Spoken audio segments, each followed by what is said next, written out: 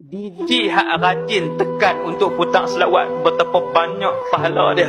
Bila orang tu dengar, niat ataupun tak niat, sengaja ataupun tak sengaja, ikut selawat yang diputarkan oleh DJ tu. Tuan-tuan bayang kalau seminit dia putar selawat, berapa ratus ribu orang selawat kan? Yang tu kalau DJ main ceramah lah. DJ hak main ceramah hak reti. Betapa senang untuk dia dapat pahala. Subhanallah. Tambah hak TV, jutaan orang tengok TV, pasang selawat 5 minit, orang pakai ikut. Ratus juta orang selawat 5 minit tu selawat.